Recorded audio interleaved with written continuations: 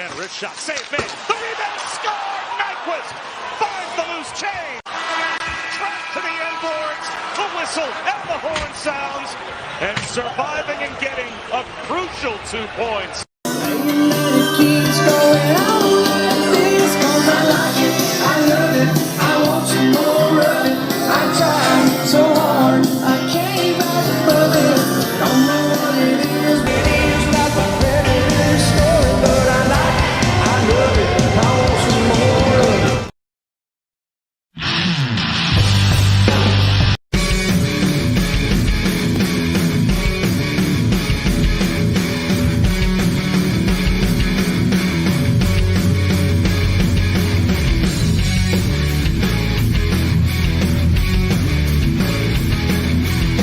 Hello and welcome to the Ice Guys.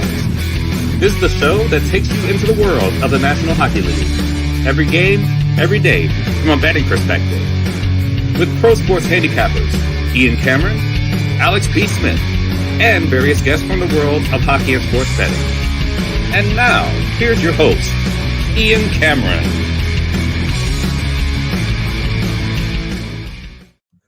Welcome to a Beantown Friday edition of the Ice Guys, Friday, January 19th, presented by our friends at Boston Hemp Inc. Ian Cameron, Alex B. Smith with you, ready to break down the Friday NHL card.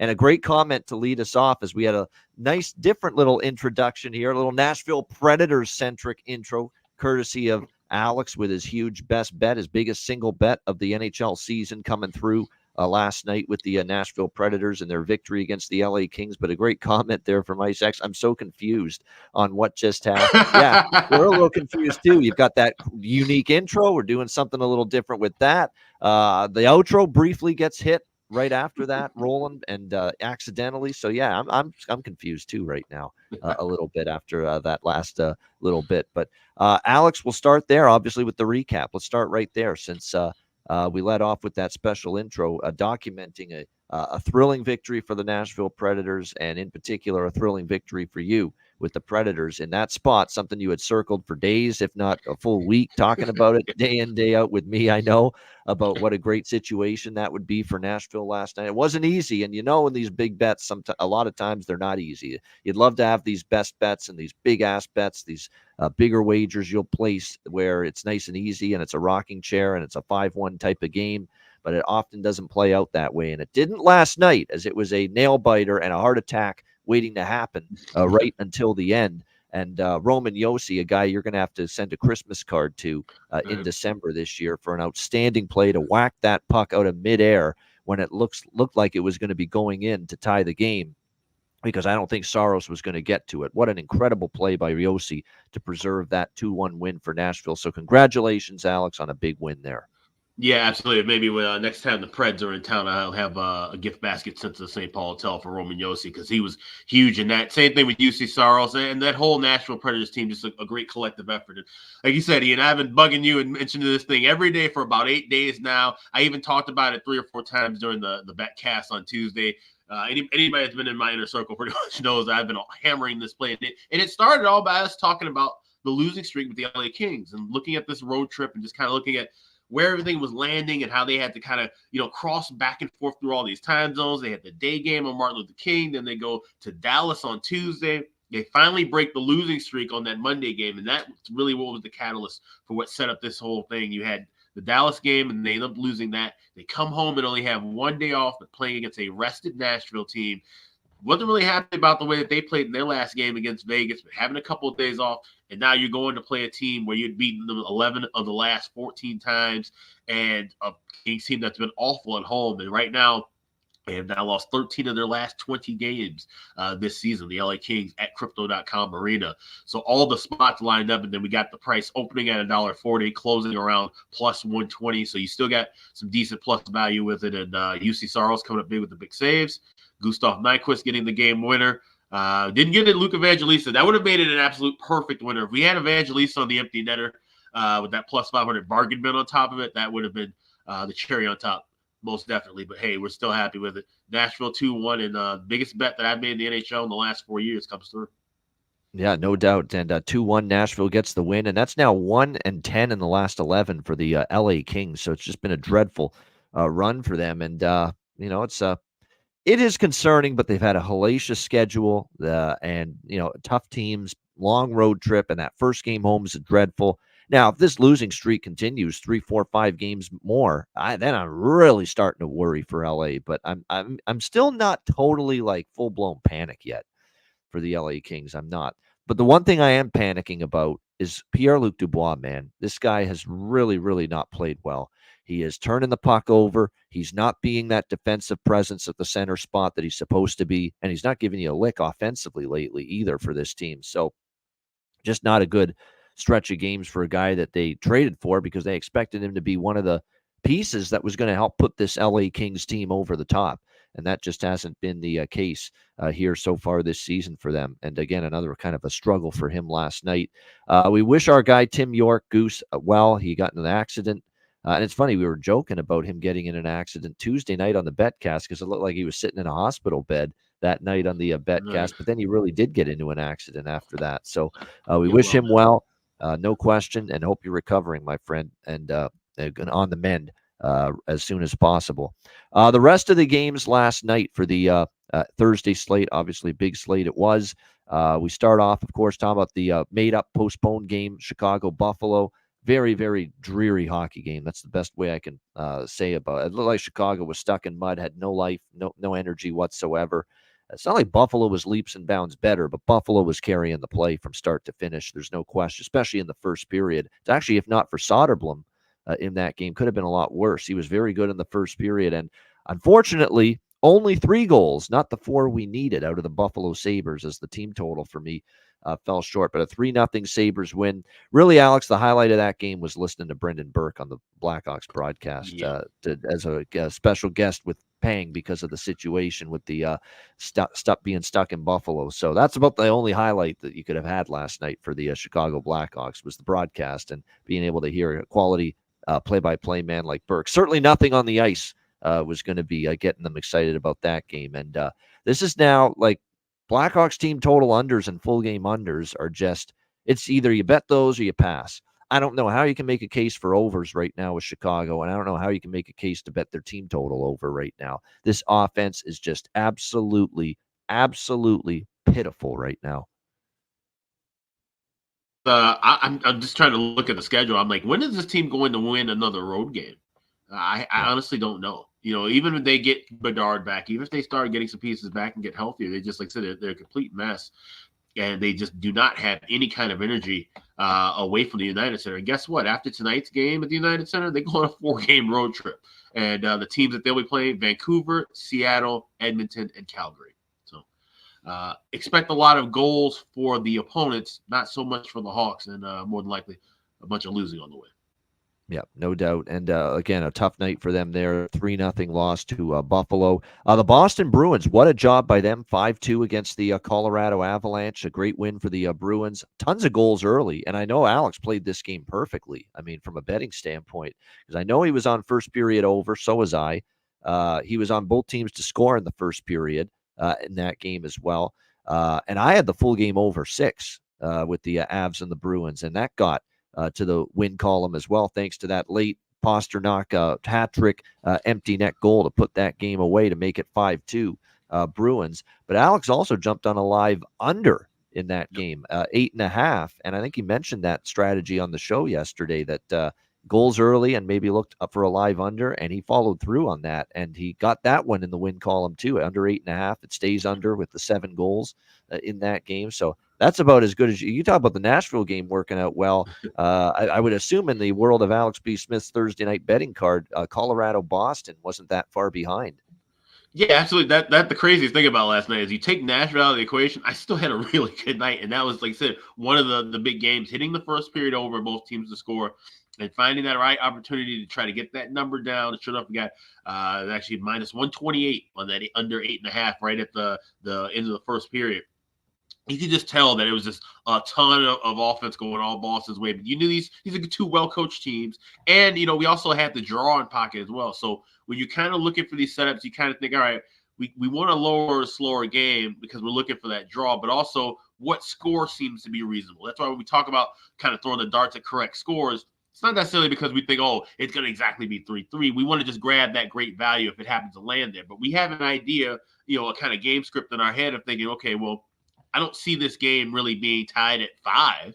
I kind of saw where, okay, maybe, at the craziest, this goes back and forth. If Colorado comes back 4-4, I end up losing that under 9.5, but at least I got down to the window with the draw. So it's giving me positions. And that's what it's all about when you're betting live. You're just putting yourself in a position to either cash a ticket or to possibly at least insulate yourself if something else falls by the wayside. And that's all that really was. So it was a fantastic game. Even with Pastrnak getting that empty net goal late, we were still covered. Like I said, over 6 cashes and under 8.5 cashes too. So if you jumped in with both of our plays on that one, you had a good night. Yeah, no doubt. That was well done, Alex, with the first period over. Both teams to score first period, live under 8.5. I think he bet it. Rich H is asking. Yeah, I think it was 2-1 at the end. No, of the it was first 3-1. one, Alex. It was 3-1. It was 3-1. It was the end of the period. There you go. You're right. It was 4 goals. You're right at that time. Yep. So under 8.5 cashes as well. So, and a great win for the Bruins as they get a 5-2 win against Colorado last night. And again, I'll say it again about Alexander Georgiev. I'm not sold on him come playoff time. I'm not. There's just too much inconsistency right now in his game. I don't love Colorado's game on the road this year either. That's been a big talking point. They've been, I know they've got some injuries right now, but still, and they've missed Big Val, but still, you got to have a better road record than that. Philadelphia, man, Torts has got this team fucking humming. Holy mackerel. 5-1 against a very good, as we know, Dallas Stars team. I'm sure our guy Matty Robinson's crying in his beer last night after that game last night. I'm being funny. But nevertheless, you look at that game last night, Stars and Flyers, just a great performance by the Philadelphia Flyers last night. A great performance again by Samuel Ersson, who we've talked about. It's been very good for the Flyers in net. The team structure has been there. And I think when you look, too, at the Flyers, one of the best goals you'll see last night in the NHL, the spinorama backhander from Owen Tippett, who just continues to play at such a high level right now for the Philadelphia Flyers. I mean, this team is scoring enough. Like, they're not a great offensive team, but at the same point in time, that Owen Tippett goal was spectacular. He keeps getting better and better and better. And Torts said that after the game. Like, he really thinks the ceiling is getting higher and higher for this guy as an offensive force. And the more you watch Owen Tippett's game, the more you think, yeah, he can shoot the puck. He's got a power forward kind of move. He can drive to the net. And look he can do a little pirouette spinorama backhand like that and be able to finish at an elite level. I mean, that was impressive. That's not the kind of goal I thought he had in his repertoire. I'll be fucking truthful right there and honest about that. I did not expect him to be capable of that kind of move and that kind of goal. And to see that, it was really, really amazing. 5-1, a great win for the Flyers last night over the Dallas Stars as they just continue to roll. What is that now, 5 or 6 in a row? Yep. Well entrenched in a playoff spot right now as well. Definitely one of the surprise stories of the season. How about the Ottawa Senators? Finally, and I mean finally, protecting a lead. 6-2 last night for the Flyers. Yeah, Drysdale and Couturier, who are both questionable, they both played last night. So that definitely helped Philadelphia out last night as well. But Ottawa finally has a lead and holds it. And in fact, they added to the lead against Montreal last night, 6-2 win.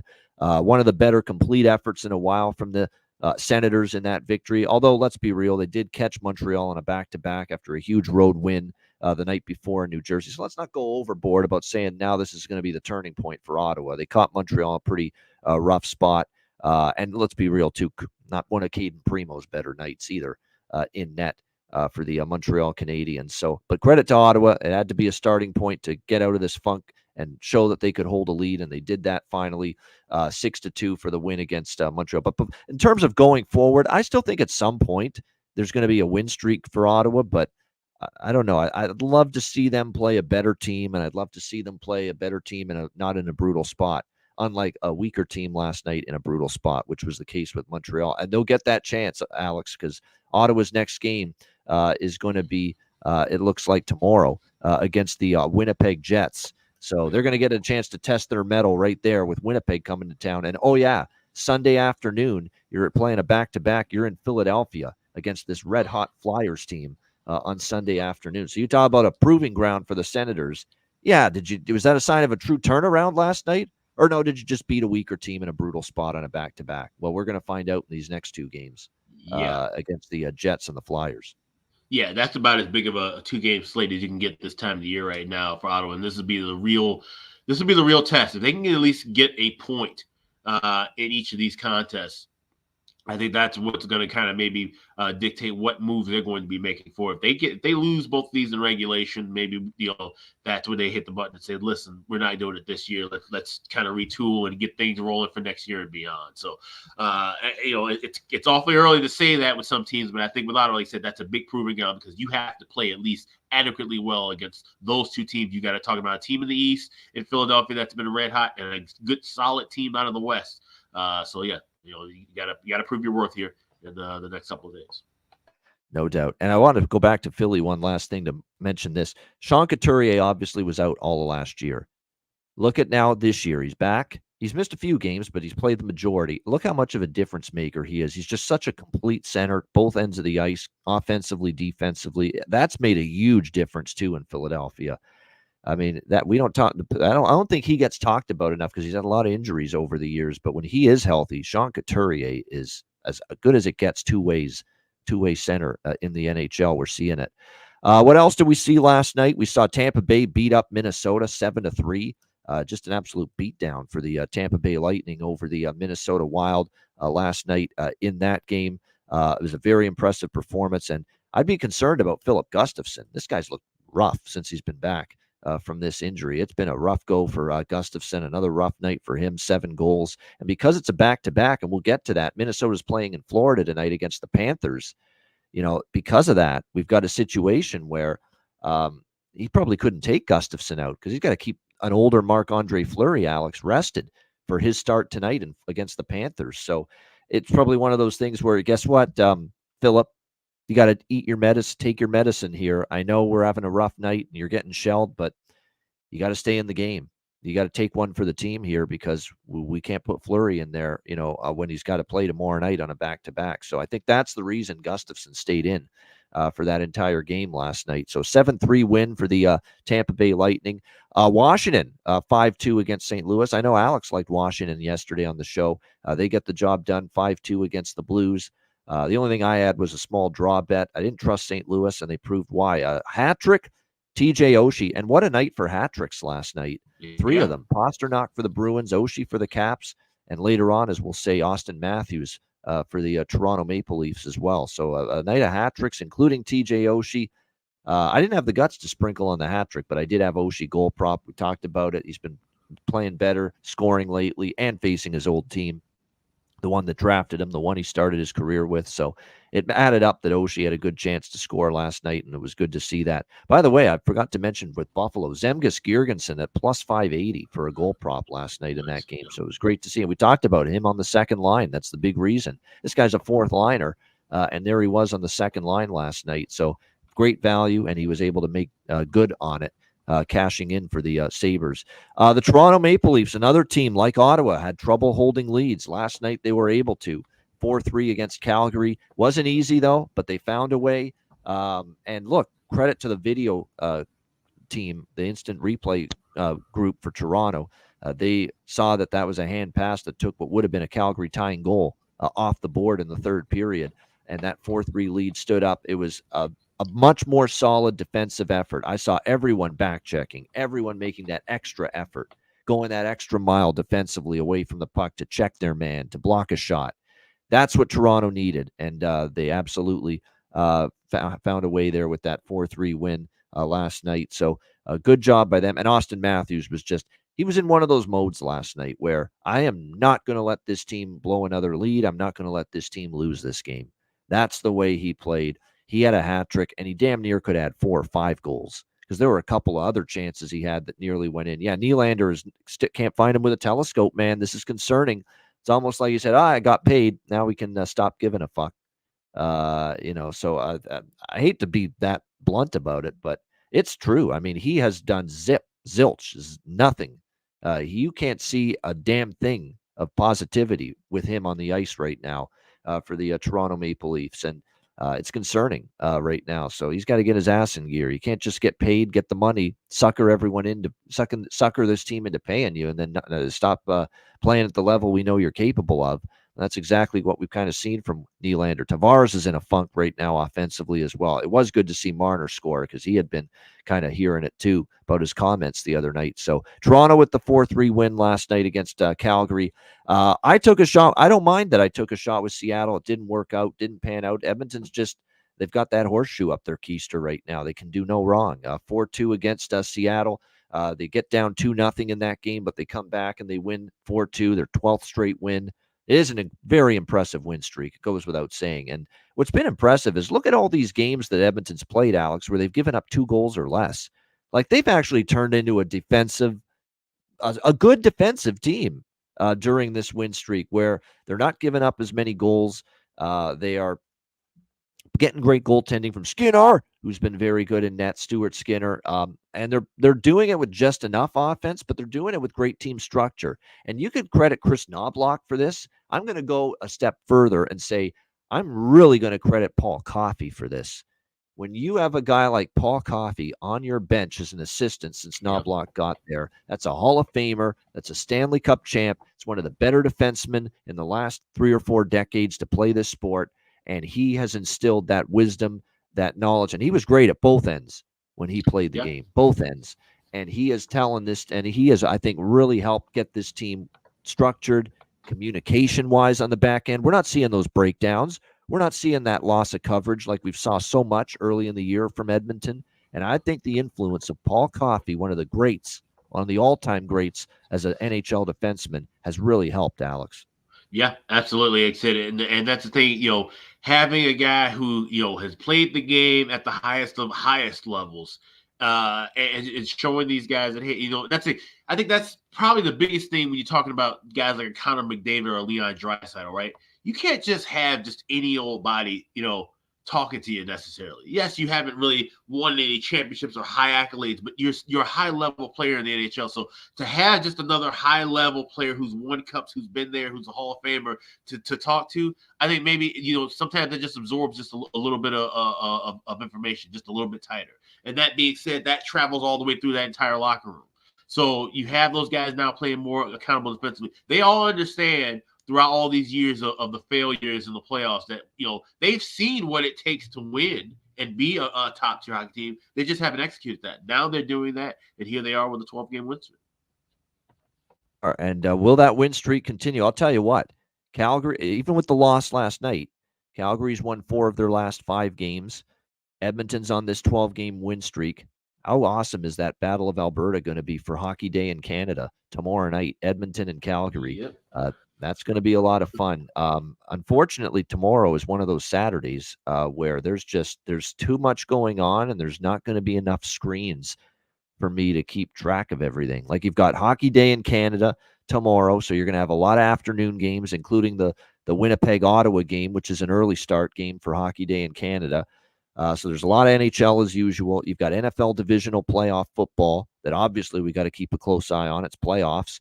And of course, we've got a huge UFC event taking place just down the road from me in Toronto at Scotiabank Arena on Saturday night with Duplessis and Strickland, the main event, which has all the makings of being a slobber knocker main event. So it is a huge Saturday, and it's unfortunately can't watch everything, but there's no doubt I got to make room for multiple screens late in the night because by the time we get to 10 Eastern, we're going to be talking about UFC, the end of the Green Bay San Francisco playoff game in the NFL, and the NHL, which includes the Battle of Alberta, which is must-see TV. That's a must-see TV almost as much as the NFL and the UFC, in my opinion, because it always delivers the Battle of Alberta, Oilers and Flames. So it's a hell of a Saturday we've got coming up tomorrow. Looking forward to that. The rest of the games last night, and by the way, I do want to say something about Seattle. We're talking Edmonton, but pretty valiant effort from the Kraken. Pretty long road trip. I'm sure they're exhausted. I'm sure they're spent. They're a little bit banged up too. I'm not saying, wow, they won their 9 games in a row and now they're going to lose 8 in a row. Let's pump the brakes on that. These last 3 games, they've been banged up. Pittsburgh, New York, now to Edmonton, 3 games in 4 on the road trip to end it. And now they go back home finally, Sunday night hosting Toronto. So I don't want to say this is going to continue and spiral down again for Seattle. Let's see if they get healthier on Sunday. And let's see if the rest helps them out a little bit. I think the schedule caught up with them every bit as much, if not more, than all of a sudden Seattle's just playing badly again. So that's the way I would look at it. Yeah, that's the way I look at that too. Like I said, now Seattle, I'm not too worried about. Same thing with LA. Like those are two teams that are going through their rough patches right now, but it's better to be losing games left and right in January than to be doing it in March, April, or May. So I think these are two teams that will be able to find their footing. I think Seattle even more so than LA because they've got a goaltender. And that's the thing. The court has still been solid. And now once he gets some rest, once you get past this All-Star break, this team could be fresh and healthy out of the All-Star break. I actually wouldn't mind to see Seattle kind of lose going in the All-Star break a little bit. Maybe I could knock some of this value up a little bit as far as game by game goes with Seattle out of the break. Yep, no doubt. It'll be interesting to see how they go now that they head back home at Climate Pledge following that game last night. As we talked about already, Nashville 2-1 against LA. It was a really good hockey game for a lower scoring affair. Tight, down to the wire, and Nashville getting the big win. I'll say this again too. I really enjoy listening to Bob Wischusen on ESPN when he gets a game. He's really good. Like he's the closest incarnation to Thorne that they have right now. In my opinion, he's really, really good. Always enjoy a broadcast when he's play-by-play for, actually it was ESPN Plus last night, but great to hear him on the call, and Nashville getting the 2-1 win, that big best bet win for Alex last night. And then, of course, the other games, we saw Vancouver 2-1 against Arizona last night. Could tell the Canucks didn't have their second and third gear, first home game off that really long road trip, but good teams find a way to win, and they did. 2-1 against Zona, and Vegas with a nice 5-1 win against the New York Rangers. Rangers a little Jekyll and Hyde lately, up and down. Shesterkin wasn't one of his better games last night. What was really good to see from the Vegas standpoint is Logan Thompson played really well. We know he's a talented kid, so can be capable of a good goalie, but he has, he's been injured a bit. He's been inconsistent. So it was good to see him have a good night for sure. And it was good to see, too, a lot of the big guns for the Golden Knights stepped up last night. Marchessault was great, multi-point game. Close shave Barbashev was terrific. Stevenson got on the board. Mark Stone had a multi-point game. I mean, those are the guys that have to get it done, and their best players were their best players last night for Vegas. Alex, any thoughts on the remaining games? Yeah, I mean, I didn't get to watch a lot of the late slate, honestly. I was focused so much on that Nashville-LA game. Pretty much had the audio video on that. Yeah, had the audio video on that for most of the contest. So didn't catch any of the late stuff. But just to kind of go back to talk about with that Toronto-Calgary, I mean, that really bummed me out. Obviously, those of us who have the draw are really hoping that Calgary would have gotten that goal. But, that's a good win, it's in a sense for Toronto. You have Matthews get the hat trick. That's the thing. You need some of these games where one guy can steal the show, or have your goalie step up and steal the show, to kind of get through some of these tougher spots. But at some point in time, like you said, those other guys are going to have to wake up. Nylander and Marner, they're going to have to find that consistency. They need to find whatever gear that Edmonton has found, because we always talk about how often those two teams have similar parallels. They usually have kind of the similar issues going on, or they're having the similar rises going on. They need to find that rise. They need to be able to be more solid defensively. They have to have everybody chipping in on offense, and then they can get on a really hot run. Maybe we can finally start seeing some positive things with the blue and white. We'll see if they can go on a run. We know they're capable of it, but again, it's all going to come down to, and can Martin Jones keep playing well? The one thing I'll say about Martin Jones last night, none of the goals were really his fault. He had it was one of those. There were some crazy deflections early in the game, and he has still given the Leafs way more than I ever thought he would, or was capable of giving them. I mean, and I got to give him credit for that. This has been a stretch of games where, other than there was that Draisaitl goal against Edmonton. Really, other than that, this whole stretch where Marty Jones has been in net, I don't know if there's been many bad goals that he's given up. No, so he deserves some credit for that and the way he's playing. And we know this. Look, this guy was very good for a season or so with San Jose there for a bit. Really, really good goaltender. And then he fell off, and he never really got it back. And he'd have these little, hot streaks for 3-4 games, and then he'd go back to struggling and giving up 5 or 5 straight games. That's been Martin Jones. But right now, I mean, if you would have told me Martin Jones was going to have to be the guy, the number one guy for the Leafs, because Joe Woll's hurt, Samsonov's not right mentally or with his game and his form, I'd say the Leafs are really up against it. And somehow he's given them a chance every night. So deserves credit for that. No question about it. We're going to have Jimmy Murphy joining us momentarily. He'll be on in a few minutes to join us as he usually does. So we will start to get into the Friday games now, and we will begin with the Minnesota Wild taking on the Florida Panthers. Florida minus 200 home favorites, 6 the total in this game. Really tough spot for Minnesota. Back-to-back on the road, but they are in a team that should feel at least some level of embarrassment last night, 7-3, losing to the Tampa Bay Lightning. We'll see if they can bounce back, but the problem for Minnesota is they're on a back-to-back on the road. They're struggling mightily once again. I think the John Hines shine is starting to wear off, Alex. Shocker, right? That the John Hines experiment, Yeah. they had that little bump after Dean Evison got fired, but now reality's sinking in that, it's still not a great Minnesota Wild team. And without Jared Spurgeon as well, ruled out for the rest of the season. Just really, really unfortunate. That's a huge gap to fill on the blue line. No question about that. And they aren't going to get him back anytime soon. Yeah, Minnesota's going to want to bounce back. And we did see them get shut out by Arizona, get humiliated in that game. And they did turn around with Fleury in net, who is going to be in net tonight, and shut out the Islanders. But this is a different animal. This is a Florida team that we know has been playing well, that has actually hit a rough patch here on this current homestand, losing 3 in a row, home to New Jersey, home to Anaheim, home to Detroit, losing all 3 games, including the last 2 in overtime. And this is the end of the homestand for Florida. So Paul Maurice and this team, I'm sure there's some level of urgency for the Florida Panthers going into this game tonight, knowing that, hey, we don't want to go 1-4 on this homestand, and now we got to hit the road for, the majority of our next several games. So I think it's an important spot for Florida.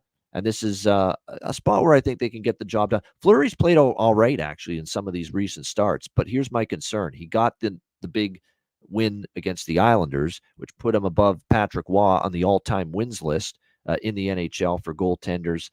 Is there a little bit of a hangover effect from that for Fleury? That was a big at home too. And now you've got to play it that way again, play at a high level, and you're going up against a Florida team that's really, I think, coming into this game a little pissed, a little angry, and desperate. I think you're going to see that sense of desperation. This, to me, for Florida, kind of has the feel of the way it was for Toronto last night against Calgary. Like, we need a win. We're going to tougher games and going on the road coming up, albeit Florida's played very well on the road. That road trip was outstanding. I think there's onus on them to let's stop the bleeding tonight. Let's get the job done. I like Florida, but I like obviously team total. That's the approach I'm going to take here. Florida team total over 3.5, minus 106 at Pinnacle. So a very good price there. Near even money with Panthers team total over 3.5. I'm going to sprinkle on I don't love the draw, but I'm going to sprinkle on it just because Florida's gone to overtime 3 of the last 4 games. It's a pretty good recent run of games that have gone past regulation. Minnesota, even though it's a tough back-to-back road spot, they will want to play better and put a best foot forward. I'm going to take Florida team total over, take the draw, and hope for a 4-3 in overtime for the Florida Panthers. That would be or 5-4 even. Whatever gets me both wins, both bets in the win column, I'll take it. So Florida team total over 3.5, minus 106, and also going to sprinkle on the draw. I think it's a great spot for the Panthers to get the job done. What do you think here, Alex? Minnesota, Florida. Yeah, I agree with you on Florida. I think this is going to be a step-up game for them. And like I said, Minnesota, they're just absolutely abysmal in the back end now. And I think knowing that Jared Spurgeon's not coming back, that kind of even took the air out of their sails a bit more. And that's why that blue line was just absolutely dog shit last night. And it's not going to get any better. And think about Fleury's last game where he did get the win. They got the shutout, but we saw him skating around, forechecking, and hitting guys because blue liners weren't doing anything in front of him. That was his way of saying, "Hey, you know what? If you can't do it, I'll do it." And he might have to step up and do even more stick handling and forechecking in front of himself, essentially against this Florida team. Especially if they come hot and ready like we expect them to, there should be goals galore. So I like the over 6. I like Florida team total 3.5. I had to lay over 115 at Bet Online. I don't have Pinnacle. And I also will sprinkle a tad bit on the draw, but shop around using that yes, no overtime prop, because right now at Bet Online, yes for overtime is plus 400, where the draw is plus 360. So they get kind of trying to trick us with that. So shop around if you do like a game that could go OT. So 4-3 makes total sense, but I could also see us being at 6-2 Florida. So either way, Florida should get the W. All right, and as far as props, look, he scored in 8 straight games, even though the price isn't great. There's not anywhere close to a bargain bin value price, but Sam Reinhart, even at plus 122, which isn't a great price, but I'll take it just because, you got to ride the streak. He scored in 8 straight for the Florida Panthers. What a season Sam Reinhart is having for them. There still remains value with some of these players for Florida. Maybe tonight's the night you get them to produce here against a tired Minnesota team without their best defenseman, Jared Spurgeon, where I'm talking about E2, Kuhlman, Luostarinen, and Anton Lundell on the top line. Verhaeghe, Bennett, Kachuk, don't sleep on them either on the second line. Maybe this is the night they get going. If I'm going to look at any Minnesota props, it's really going to be Boldy, Rossi, and Eriksson Ek, those three. I mean, those have been the catalysts for anything offensively lately for Minnesota. All right, and by the way, it should be it is Bobrovsky in net, and it will be. It's not confirmed, but it will be Fleury for Minnesota. All right, New Jersey and Columbus. We've got the Devils minus 160, road favorite, 6.5 the total in this game. I'll be damned if I'm laying this price with the Devils right now on the road. I mean, they're not playing great. And I went back and looked, and I said, enough with guessing, enough with putting an estimate on it. I want to find out the exact record. So I went back and looked at New Jersey this season. Games played without Jack Hughes. What is the record for the New Jersey Devils? So we did our research, and I've got them at 3-7 in 10 games this season without Jack Hughes in the lineup. 3-7. 1-4 in the last 5 games without him during this current stretch where Jack Hughes has been out of the lineup for the New Jersey Devils. So they are just that's not what you want to see. And we know he's valuable and important to this team. Obviously, goes without saying. But then you see that record without him, and that's not good. And actually, if you throw in the record of this Devils team this season without both Hughes and then Nico Hischier, because there was a time earlier this year where they were missing both guys, the record's even worse. So big-time concerns here for me with New Jersey, and they're just not playing great at the moment. They have been better on the road. That's the funny thing, which actually might help them here. But I'm still not laying $160 with them. 1-4 in their 5 games without Jack Hughes. That's not what you want to see. Their offense struggling. They're still, not the best at keeping the puck out of their own net either. I expect we're going to see. I haven't seen it confirmed, but I'm hearing it's going to be probably Vitek Vanacek for New Jersey tonight because it's a back-to-back. They're against Dallas tomorrow night. The New Jersey Devils in New Jersey. So I think they're going to save Nico Dawes, who I think is the goalie they feel a little bit better about right now for that game on Saturday night against the Stars. So Vanacek in net. I like the over regardless in this game. Over 6.5, minus 120 to minus 125 is what we're looking. But I'm going to grab Columbus here, Alex. I'm actually going to take the Jackets here, plus 140. I know you felt bold enough to cash a ticket and bet Columbus on Martin Luther King Day against Vancouver in that spot, and it was a solid win. And the more I started to think about this game, the more with Vanacek in net, that's even pushing me further toward Columbus. But I looked at Merzlikins and what he said after the win against Vancouver. I saw anger. I saw I am not going to be denied. I saw an I'm not going to be denied in my eyes from him. And I saw a guy that's like, I think he's fed up. He's fed up that, Columbus has basically kind of said, we're going to start Martin and Tarasov and all these other jabronis in net night in and night out instead of you. And that's what led to the trade demands. Now, he has to hold some level of culpability here, too, because he's been inconsistent, Elvis Merzlikins. He can't just all blame it on the team. But he looks like right now, after his trade request, knowing he's going to get more starts now moving forward. And by the way, they put Spencer Martin on waivers.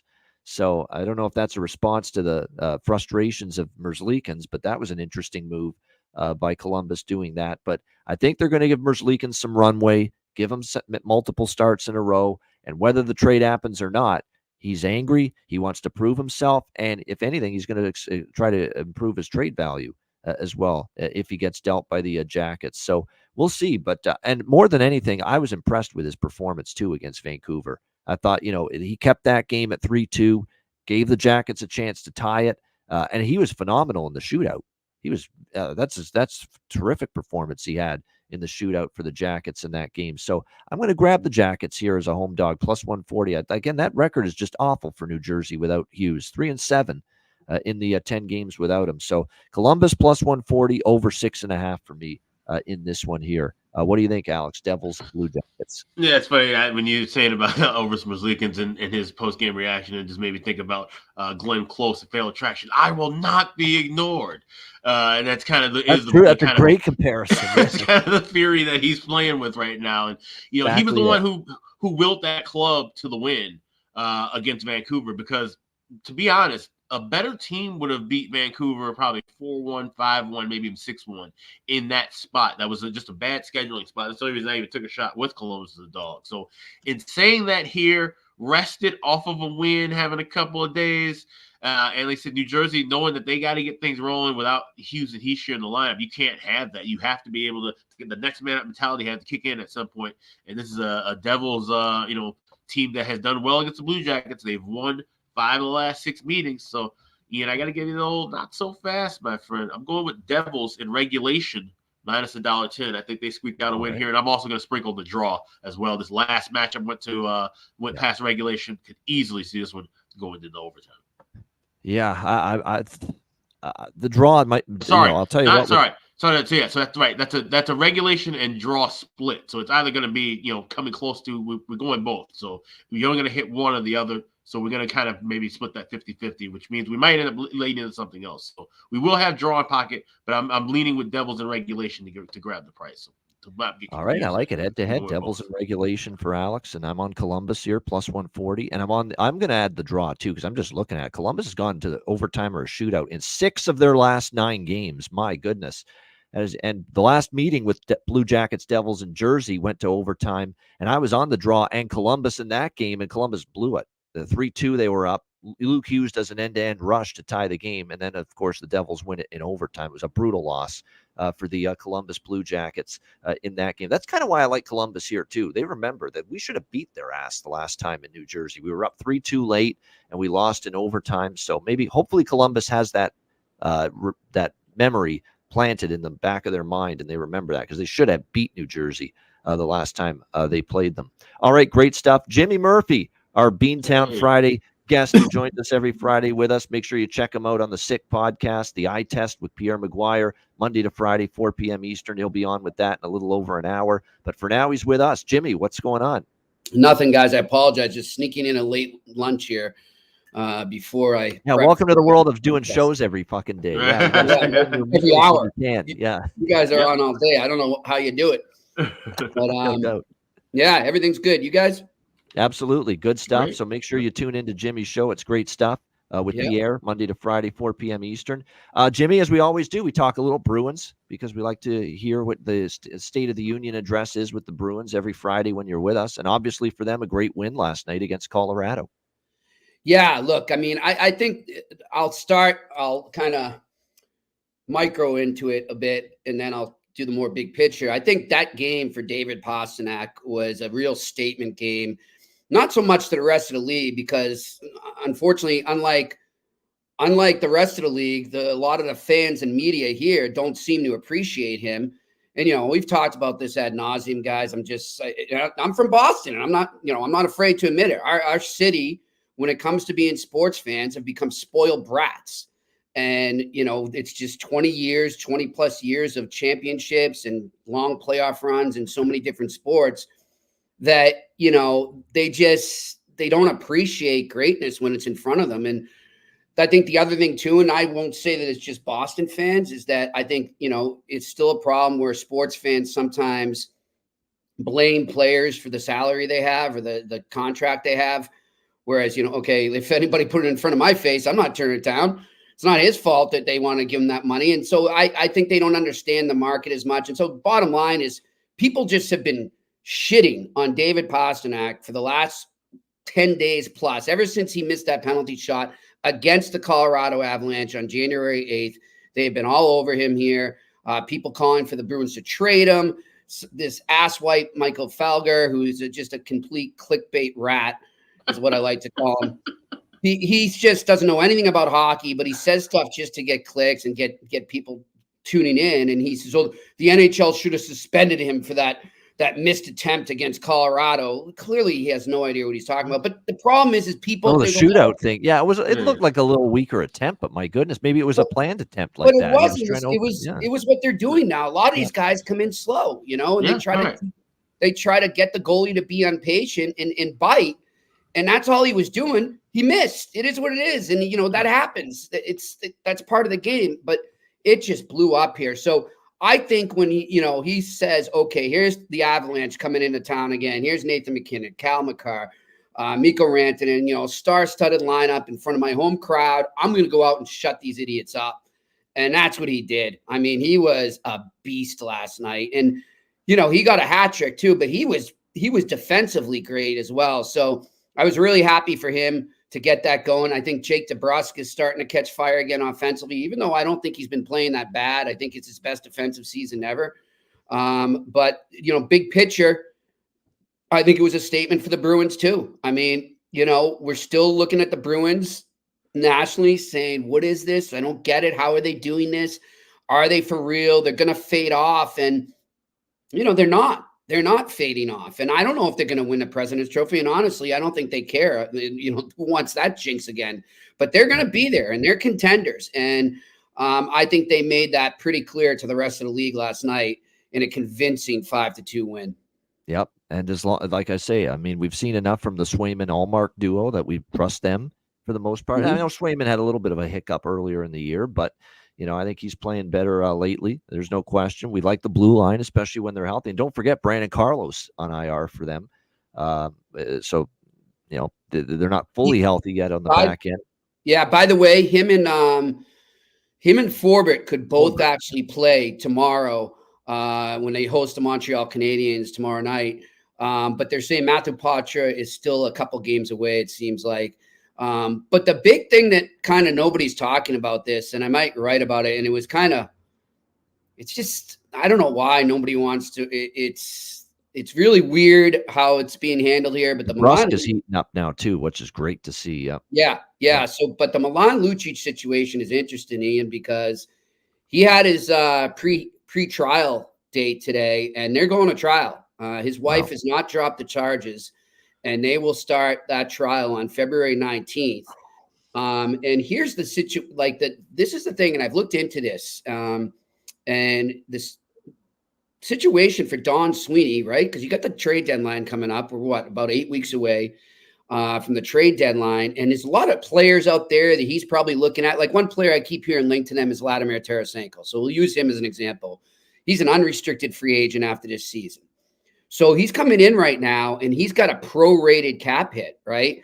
So he's only, at this point, last I checked this morning, I believe $2.3 million, as opposed to the $5 million he signed for the year, because he's eaten up that much. He's eaten up basically just under half.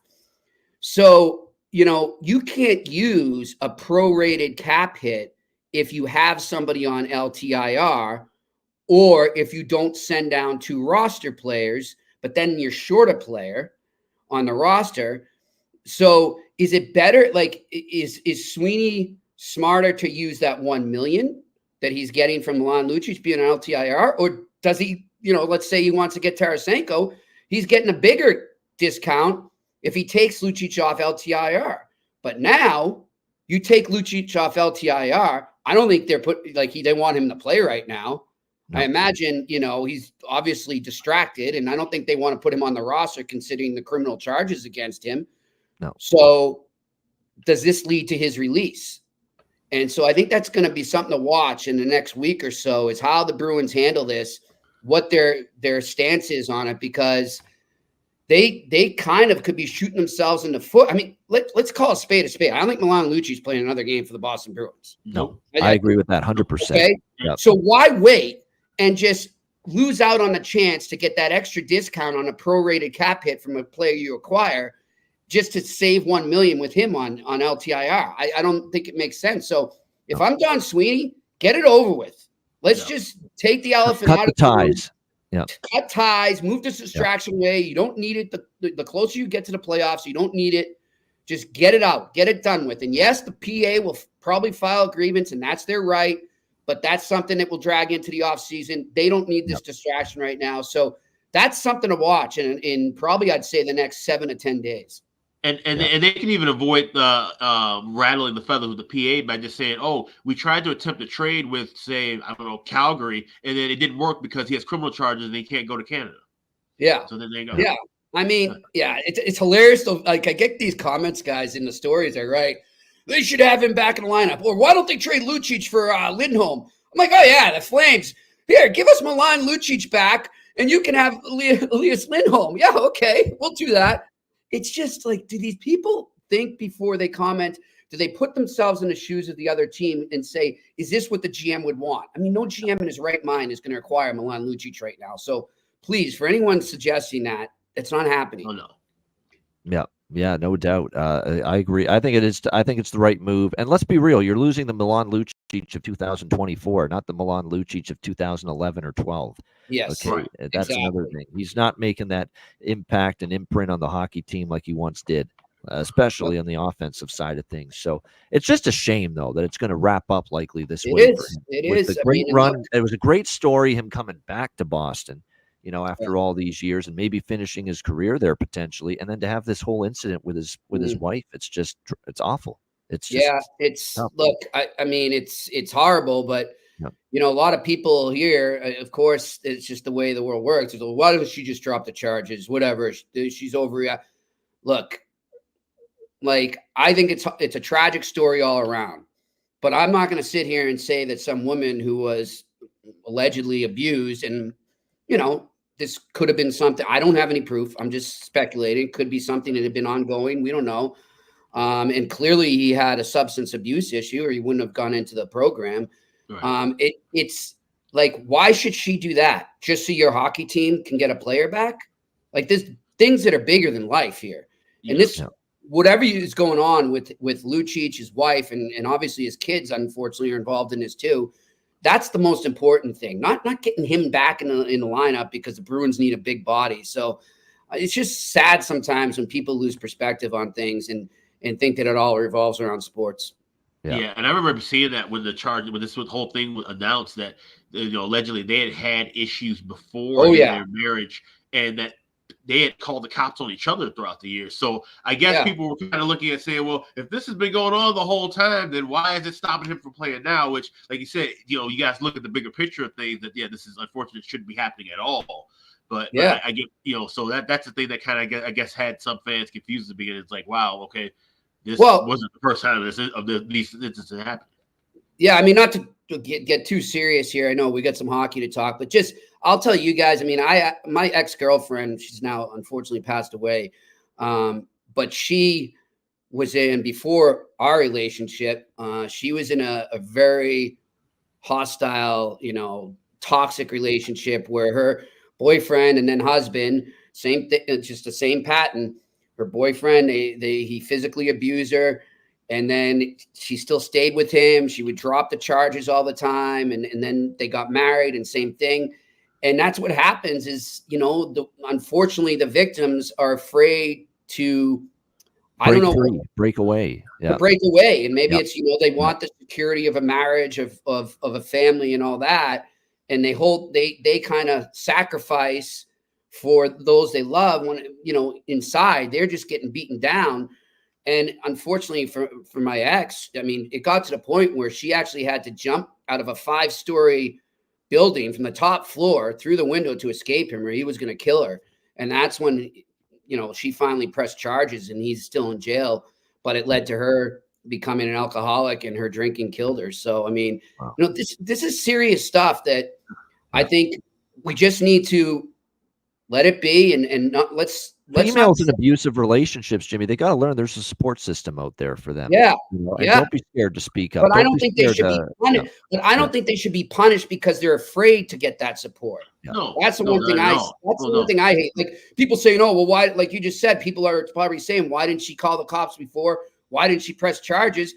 Maybe she's scared. I don't know. We're not in her. But no. The thing was, they were saying that he called the cops on her at one point because she was beating him up. They had separate incidents that had stemmed across. So it seemed as if, like, their relationship had been rocky and abusive for quite some time, and to the point where if they were both at odds and hurting each other, to just mutually step away. So I think that was exactly what was said. Not and here's the necessarily. thing too, right? Yeah, like this, it's sad too. Like I was having this conversation with Pierre earlier today. It's really, you think at this day and age that athletes would get better support systems around them, right? Like, Yeah. what do people always say to athletes that are around? They're always just saying, yeah, you're right. Yep, that's okay.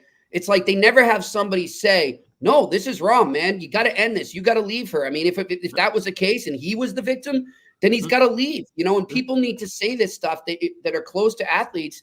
They can't be afraid to tell them the truth and tell them the reality and give them a dose of reality. Like, it's sad that we see so many athletes that kind of, I feel like they're on an island, right? Everybody's just trying to use them for their money. And this, I'm not excusing what he did or any of that. I'm just saying, like, I wish that somewhere along the line, either somebody told her or somebody told him and convinced them to part ways, and we wouldn't be here, but it's a sad situation.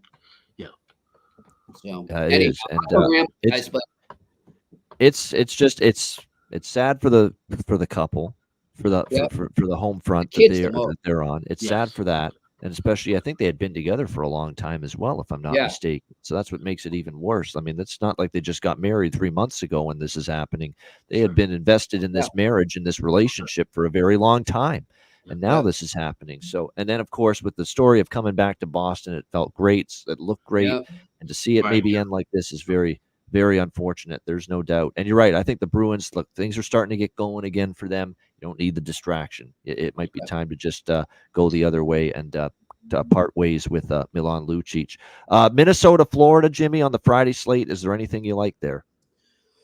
This is an interesting game, guys. I think both teams, kind of up and down lately. Florida's kind of not been themselves. I'm feeling a draw. I'm going to go with the draw here. Draw season for me in this game. All right. I have the draw and the team total over for the Panthers. So that's what I'm open for. 4-3 or 5-4 in OT for Florida tonight. All right. New Jersey, Columbus. I mentioned Columbus in the over. Alex likes New Jersey in regulation and the draw. And I'm going to sprinkle on the draw as well. And then for props in this game, there's a lot of props I like because I think we will see some goals for New Jersey. Michael McLeod, man, I like what I'm seeing out of him in the second line center spot. Mercer as well. I would look in those two directions as far as props, maybe an Alex Holt sprinkle for New Jersey. And then for Columbus, take your pick. It looks like Cole Sillinger is centering the top line tonight for Columbus. So he's got value for goal prop, assist prop. Igor Shinikov continues to be really playing great for this team. So he's on the top line now, too, with Sillinger and Johnny Gaudreau. Fantilli, a returning Boone Jenner, the captain, and Jack Roslovic on the second line. There might be some value with Roslovic, too, because he's moved up. And don't sleep on, Marchenko and Johnson on the third line, but especially Voronkov. Dmitry Voronkov got 2 goals against Vancouver on Monday. So there's some good value prop-wise with Columbus here in this game. Jimmy, what do you think here, New Jersey, Columbus? Yeah, I mean, I'm just looking at some of the streaks that are going on right now, guys. And you look at excuse me, I got the wrong game up. You look at Columbus. Adam Boquist is on a little 2-game point streak, 2 assists in his last 2 games. Might be worth putting at least a point or an assist prop on him. And I go on the other side, New Jersey. One guy that I think he's shown signs that he's of brilliance and that he's going to start to reach his potential, and he kind of falls back. But I feel like he's due for a good game because at least when I watched him against the Bruins earlier this week, I thought he was one of the few Devils players that stood out to me in a good way, and that's Alexander Holtz. So I'm going to go with a little goal prop on Holtz. Yeah, even though he's down the lineup, he does get on the power play. That's the critical thing to keep in mind. And that's sometimes what you have to watch for with player props. Yeah, this guy could be on the third and the fourth line. It doesn't mean he's not on the power play. So you have to keep that in mind. And Alex Holtz does get power play time for the New Jersey Devils. So an interesting matchup there in that one. All right, we move on. We got 2 games left. Next up, we've got, it is, let me just see here. Oh, yeah, Detroit and Carolina. Red Wings and Hurricanes. We've got Carolina minus 220 now, home favorites in this game. We've seen some money come in on them, even though the Detroit Red Wings are 6-1 in their last 7 games, really heating up at the moment. The total in this game, 6.5 across the board. That being said, it does feel like a Carolina spot just because they lost 5-2 at home to LA. They've had 3 days off since that Martin Luther King Day defeat to the Kings. They'll be looking to bounce back here with the 3 days off. That's a good situational spot, scheduling spot for Carolina, but I'm not laying minus 220 against Detroit right now, even though this is a good spot right now for the Hurricanes. Detroit's playing well, 6-1 in their last 7. Alex Lyon is already confirmed in net for Detroit. There is one thing that concerns me, though. Lyons played better. He had that little stumble when he first got back from injury. He's played better the last few games. That was a big game for him against Florida, his old team. He helped them out get into the playoffs last year, and it was a great spot for him to play well. I cashed the best bet on the show Wednesday with his saves prop over 30.5. And I thought he would play well, and he did. And Detroit came back and won that game. You have to think maybe after a game like that, maybe there's a little emotional hangover of sorts for Lyon. Not that he's going to play badly tonight, but if you actually look too, and this is definitely an Alex B. Smith statistical special here, checking the stats of the goalie against a specific team, his numbers against Carolina in the past aren't great.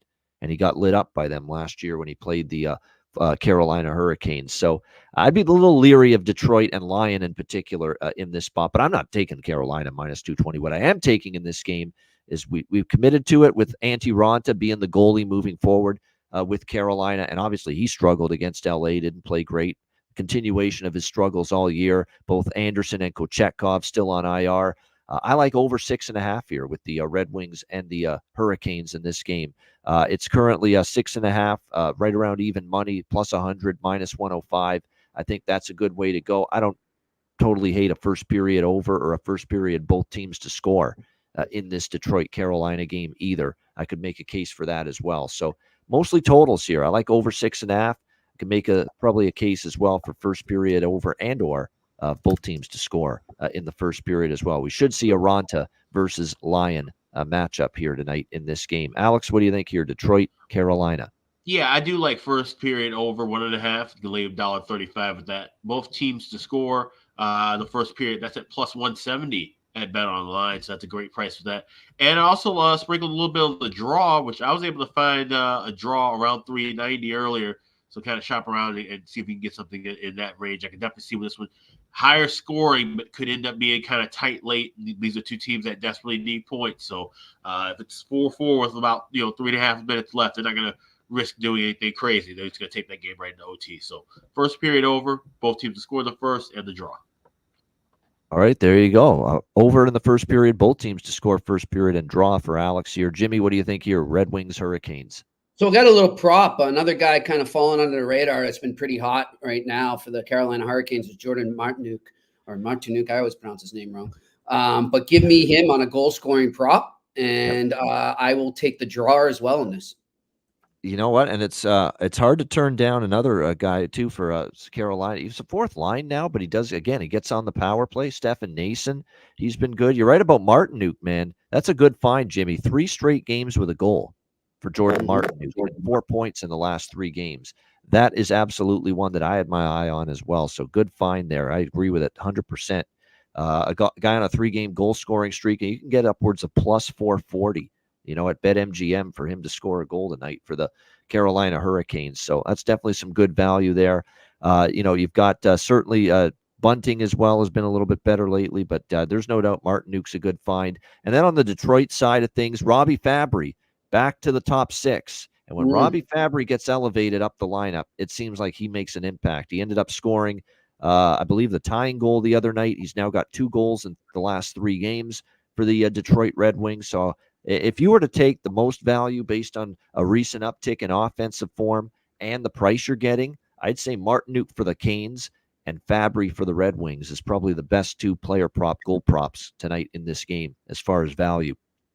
And, of course, the recent uptick in their production as well, given the lineup positioning for both of those guys. And Fabry, like I said, up to the second line. Looks like still Jake Wallman will miss on the blue line. And, of course, Patrick Kane remains bothered by the hip injury that continues to bother him. And that's unfortunate. But like we said, he's been having issues with that for quite some time. All right, the final game of this Friday slate, the New York Islanders and the Chicago Blackhawks. Of course, Chicago was supposed to play Wednesday night in Buffalo. Instead, it got moved to Thursday night, which has turned this game into the back end of a back-to-back for the Chicago Blackhawks as they return home to face the Islanders.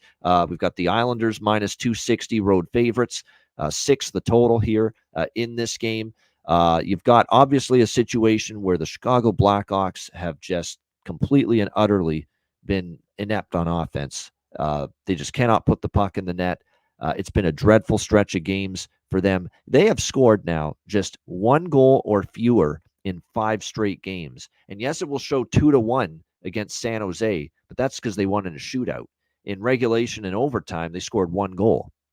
And that's now 5 straight games where the Blackhawks have only scored 1 goal. So they are having issues, obviously, finding the back of the net. And of course, you would expect that. We've said that for several games. We expect them to have massive problems scoring goals as a team when you've got no Connor Bedard, no Nick Foligno, no Taylor Hall, no Tyler Johnson, no Anthony Beauvillier, no Andreas Athanasiou. I mean, it's just on it. And remember, Athanasiou can get you 20 goals. Not enough people are talking about his absence, the Greek Stallion for the Chicago Blackhawks, who's been out for a while. So that's all the reasons why Chicago can't score. And look, they're getting some chances. They're working hard, but there's just zero finish right now with this Chicago team. Certainly, I can't talk anyone out of a Chicago team total under 2.5 minus 140. I mean, you're talking about a team that's only scored 1 goal in each of the last 5 games combined. I could certainly make a case for that. The Islanders, though, are not having a good road trip right now. They've lost 3 in a row at Nashville, Minnesota, and Winnipeg. That Minnesota game was a debacle, losing 5-0 to the Wild. They lose 4-2 at Winnipeg. They lose 3-1 at Nashville. So this 4-game road trip, which ends tonight for the Islanders, has not been a good one for them. And I'll say this about Chicago. We know they can't score. We know they've been bad at that end of the ice. We get it. But defensively, they're digging in. Defensively, they're trying to play their tail off to keep them in games. They know they can't score right now. So how are we going to stay in games? Play great structure, great team defense, and hopefully get some saves from our goaltender. Peter Mrazek's actually been decent lately, and I think Alex would agree. Peter Mrazek hasn't played that bad in net the last few games for the Chicago Blackhawks. We're going to see him in net tonight. You know, and Sorokin, of course, for the Islanders. And I should also point out the Islanders do have some injuries of their own. Pierre Engvall, Bortuzzo on the blue line, Casey Zizekas, who's a really good fourth-line player, Ryan Pulock still on IR. But the Islanders aren't in the form where I'm necessarily confident they're going to be able to win this game by margin, you know, as in pull away from Chicago. Because even though this is a back-to-back for Chicago, the Islanders are rested. Chicago at home has played feisty, really, really tough hockey on their opponents. You know, they get the win against San Jose, a 3-1 loss against Dallas at home where they were right there, right in the game, a 2-1 loss against the mighty Oilers, who are on this great win streak right now, where they were right in that game. 4-3 win against Calgary, you know, when they were beaten up with all these injuries, and they still beat Calgary 4-3 at home. So Chicago has really been in every single home game lately. And it wouldn't shock me to see that again here. I'm going to take a shot with the draw in this game. You know, it is the Thailanders after all, even though, you know, their overtime streak has cooled a little bit. I can't ignore this price. And Chicago has played, like I said, very, very feisty hockey at home. They've rarely been out of a game at United Center lately, even with all the injuries. So I'm going to take a shot with plus 390. Okay, that is a great price. Plus 390 at FanDuel for Islanders to get back to their draw ways tonight. Islanders, Blackhawks draw. And God help me, I'm doing it. I'm not leaning it. I'm betting it. This is an official play for me. God help me. You know how I mush these damn things over and over again when I bet them. But I'm doing it tonight, and I'm doing it in this game. I'm betting, not leaning. I'm betting an under in this game. Under 6 with the Islanders and the Blackhawks, minus 125. I have to. I could not believe this total was 6 when I saw it. I had to do a double take. Like, the Islanders have not been lighting it up on this road trip. We know Chicago can't put a puck in the ocean right now. How the hell was this total 6 between these two teams? But as Jarek Rubel says, when Ian hits an under, you know what's going to happen. 4-4 incoming. Exactly. I've got that fear again that's what's going to happen, because when I really like an under, it never has a chance, it seems. But, man, I have to bet this. It's 6 with these two teams and with Chicago's offense right now. Yeah, under 6 for me. Pray to the heavens that finally I'll cash an under, the rare unders that I do bet. What do you think here, Alex? Islanders, Blackhawks. Yeah, this is going to be a pretty I think it should be a mildly boring game to watch, just like it was last night with Blackhawks and the Sabres. They come back home. Peter Mrazek gets the start, thankfully. And it's the Islanders. Like you said, they're just the kind of team that, can skate in, dictate the pace, which means they don't really do too much. Just get the goals they need, get out of there. It's kind of a, workmanlike kind of effort. I expect this game to be low and slow throughout. So there's a couple things that I like here. I like the draw plus 390 at FanDuel, but I'm taking some correct score shots. I have 1-1 tie after 60 at 20-1 and a 2-2 tie after 60 at 12-1. And maybe I'll just sprinkle in for fun since everybody's talking about you, Ian, with the under. Now it might be 4-4. 4-4. I'll take a shot with that at plus 32-1. Laugh it up, chat. Laugh it up that every time I bet an under, it goes over. And my lifetime track record with unders and across all sports, including NHL, is like a 10% win percentage. I know it's been brutal. And I don't like betting unders anyway. And then when I do bet them, it seems like that's a 5-4 game waiting to happen. But man, if this goes, salute to these teams if they play a 5-4 game. I can't see it. I don't see it happening. Not at all. I'd be stunned by that right now. But I am bad at unders. There's no denying that. I hate betting them. And then when I do bet them, I'm terrible at them. So that's why I don't bet many. For those of you that have always wondered, why do you over so much, Ian? That's why. Jimmy, what do you think here? Islanders, Blackhawks. Oh, Ian, I love the under, but now I don't know. Jump on this rhetoric too, that when I jump on an under, it's going over. No, I'm with you. I'm under the influence of the under for this one, so I'm gonna roll with you, Ian. Give me the under on this. All right, under 6 here with the Islanders and the Blackhawks. Say what you want about jinxes or curses. The Hawks have nobody who can fucking score a goal right now. Like that's who's scoring a goal for the Blackhawks? That's the question of the night. Don't tell me who wins. Don't even tell me. Blackwell stepped up for a bit, but he's gone in the tank again, cold. Who's scoring a goal for the Hawks tonight?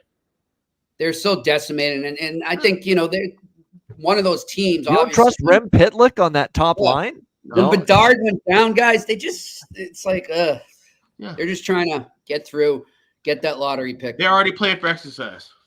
Yeah, they already are. Yeah, exactly. Playing for Celebrini, most likely. Yeah, Macklin Celebrini, who I believe is still slotted to be the number 1 overall pick, most likely next year. I don't think anyone's bumping him out of that spot, but. That definitely that would be good. We'll see how it plays out. But again, for better or worse, Ian's betting an under here with the Islanders and the Blackhawks. So we'll see how it goes. All right, great stuff. That's the Friday card. Shout out to everyone in the chat. 233 live viewers on YouTube. Hit the like button. Make sure you sign up. Patreon.com/IceGuys. Just $10 per month. Again, we've got our daily sides, totals, and player props posted there. Goalie charts, totals charts, and more bonus content. We've got bonus videos and shows on the way following football season. And then we've got our first Patreon exclusive Ice Guys Live Betcast for the year 2024 coming up later this month. We know the date. You guys don't yet that are Patreon members, but the day of the Betcast, the morning of that Betcast, I'll pop the link in the YouTube link on the page, the Patreon page, and that will be the alert that, hey, we got a Betcast that night, and we're looking forward to it. And it will happen before the end of January. So again, patreon.com/IceGuys, just $10 per month. Get all of our content there, including our daily card, and a reminder as well that the $10 per month help keep this show going long term. Patreon.com/IceGuys, just $10 per month. And also check out the merch and the gear at the store, the Ice Guys store at iceguys.myspreadshop.com. Yeah, definitely make sure you have the website bookmarked, iceguys.myspreadshop.com.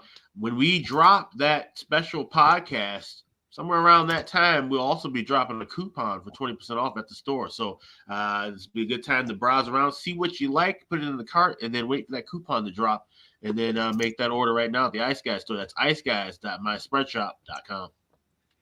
All right, make sure you get your gear and your merch there. All right, we will wrap the show up with Bargain Bin Special of the Night and Best Bets in just a moment, right after we hear from Boston Hemp Inc.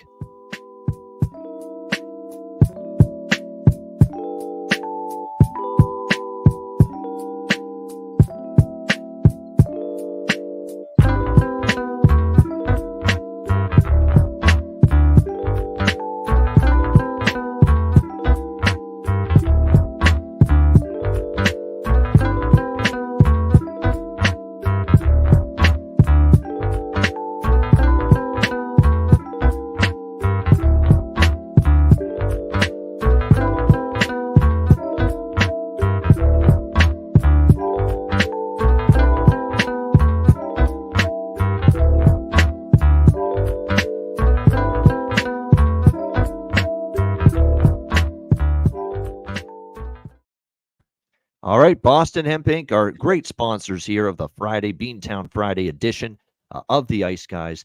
Make sure you check them out, Boston Hemp Inc. All right, it is time for Bargain Bin Special of the night for this Friday edition of the show. Alex, 4-game slate, but did you find anything in the bargain bin that you liked? Yes, I did. Heading out in Raleigh, we got Detroit and Carolina playing. I'm looking at Stefan Nason. You mentioned him. He's a guy, just finds a way to get those gritty kind of clutch goals at spot times. And at plus 380, it's the highest price I'm seeing at BetMGM. I'm taking a shot with him. Anytime goal scorer. Stefan Nason for Carolina Hurricanes tonight. All right, Stefan Nason, plus 380. I like it. Carolina for bargain bin special of the night for Alex B. Smith. Jimmy, I have a feeling your bargain bin special is the one you mentioned earlier from that same game, right? A little Mr. Martinook? Yep, you are correct, my friend. Give me Jordan Martinook as the bargain bin special for me. Gosh, that's a really good price. Plus 440. He scored in 3 straight games for the Carolina Hurricanes. So, yeah, plus 440. Jordan Martinook for the Carolina Hurricanes for a bargain bin special of the night. Matty Robinson's talking about Stefan Nason. He's mentioned something to me that every time Matt Robinson's been on the show as a guest, and by the way, he'll be back on Sunday with us at noon Eastern, he scored. On a day when Matt Robinson's been on the show and Carolina's played, Stefan Nason has scored a goal. Is Stefan Nason aware of this? I don't know if he does, if he's aware of it or not. I was aware. He might pay you guys to have Matt on every time. Yeah, I was going to say. Yeah, he's going to say, "Hey, I need that good luck charm." Going there. Yes, that's exactly. Needs Matt on the show, and he's going to score that night. Yeah, maybe that's just what he needs there as far as getting the job done. No doubt. By the way, I just want to say, guys, by the way, I saw my friend Rachel Dorey gave you guys a little shout out for your bargain bin basement calls. I don't know if you saw that on Twitter. Well, she's supposed to be on the show with us at some point. She wants to be a guest. Good. Yeah, she's great. She's got NHL experience. She was with the Canucks organization just recently. Yeah, so she's with the Devils as well. So yep. She's really cool. Good person, knows her stuff. Yep, no doubt. So she will be on. Rachel Dorey, exactly. We're just trying to line up a date that works. Unfortunately, she's we always tell her we go an hour or two sometimes with the bigger cards. It's just like, oh my goodness, that's a lot. But we're trying to get something set up with Rachel joining us, on the show in the near future, no doubt. And then as far as my bargain bin special of the night for this slate, a lot of good options here. Again, no question about that. When you look at the card here, but I am going to roll with, I think, for my bargain bin special, because he scored 2 goals the other night, because I think Columbus is going to give New Jersey a little bit of a battle tonight. I'm going to go with Dmitry Voronkov for the Blue Jackets, plus 390 for Dmitry Voronkov for my bargain bin special of the night. Dmitry Voronkov for CBJ, plus 390. All right, best bets for this Friday slate. Alex, what do you like for best bet? Oh, okay. I see my computer froze for a minute, so bring up what I got here. Let's see. All right. Yeah, this is not the greatest slate in the world, but I'm going to go with that first period over in Detroit, Carolina. Lay $1.35 with that. I definitely do think we see some goals early in that contest. So Detroit, Carolina, first period over 1.5, minus 135. Not as big of a best bet like last night, but the best bet for Friday nonetheless. All right, good stuff. There you go. Detroit, Carolina, first period over for Alex B. Smith with his best bet for this Friday slate. Jimmy, what do you like for best bet? I'm going to go with that draw, guys, in the Florida, Minnesota. All right, Minnesota, Florida draw to go to OT. And Florida, by the way, 3 of the last 4 games for the Panthers have gone past regulation. So we'll see if that continues tonight. Minnesota, Florida draw for Jimmy Murphy with his best bet. My best bet for this Friday slate, this is a decent card. I feel best about I probably feel the best about Florida team total over 3.5, minus 106. That's what I'm going to go with. I think the Panthers need this victory, and I think they've got a great chance to get it. Get a win to wrap up this homestand before they take to the road, and they face a Minnesota team that's on a back-to-back on the road, and now just 1 win, I believe, in their last 6 games. So I think it's a good situation for Florida, and rather than the big money line price or anything with that, the team total sitting out there at a very nice minus 106. So Florida Panthers, Florida Panthers team total over 3.5, minus 106 for best bet. And don't think I didn't hear Paul Bissonnette trying to do that Panther impression the other night on TNT. I heard him making the sound effect. He can't do it as well as me. Not even close. He can't. And I'm not saying that to brag. I'm saying that because I heard it. I'm like, that's not as good a Panther sound as me. Sorry. And I love Biz. Biz great on television, but he's not as good with the Panther sound effect as yours truly. I'll tell you that right now. We can have a Panther sound contest, and I'd crush him in it as far as I'm concerned. To crush him with that. Great stuff. We appreciate it very much. Jimmy, before we wrap it up, I'll let you plug the eye test, which is coming up again in half an hour. Yep. Gonna go get ready for that. We've got Mike Cavanaugh, head coach of UConn hockey, coming on today. Been in the college hockey world for a while. Really good guy to talk to. So if you're a college hockey fan, check that out. Yeah, and that's been the theme with the eye test lately. Fridays, they really devote a lot of the Friday Friday. Yeah, that's what we call it, on campus Friday. So we've been having nonstop coaches on Fridays. So he will be the coach today. And as many of you probably know, UConn is notoriously a basketball school, but he's started to put them on the map as a college hockey school as well. So definitely something to check out. And if you're ever in that area, in the Stores, Connecticut area, go check out a game. They got a beautiful arena. Yeah, no doubt it is. I've seen actually pictures of it. Yeah, very nice, no doubt. And there's some very underrated in terms of the way they look, those college hockey arenas, no doubt. Oh, my God. There's some beautiful ones along the country, Yeah, I feel now it's going to kill me. I should know. Wait a minute. The Bean Pot's right around the corner. I think it's next week or something, isn't it? Isn't it coming right up? Bean Pot is coming up. Yep, it's the first Monday of February, so that would be February 4th, and then the final is on the 11th. But the player to watch on UConn, too, guys, and you might have seen him. I believe he was on Canada at the World Juniors. Is Matt Wood? He was the 15th overall pick by the Predators last year at the draft. So he's a player to keep an eye on. No doubt. Right. Yeah, there's college hockey's getting better and better, man. It's worth watching. Yeah, it is. There's no question. I mean, it's gonna be dominant, I think, in the next decade plus. No question with what we're seeing. Great stuff. Thanks to everyone for joining us. Reminder, the Ice Guys is live 7 days a week, Monday to Friday, 2 p.m. Eastern, Saturday and Sunday, noon Eastern. If you can't watch the show live, download the Ice Guys podcast in audio form on all major podcast platforms. For Alex B. Smith and Jimmy Murphy, I'm Ian Cameron. Have a great Friday. Enjoy the games and good luck. And we will talk to you Saturday. Zach Urban Saturday, Matt Robinson Sunday, joining us as guests this weekend right here on the Ice Guys.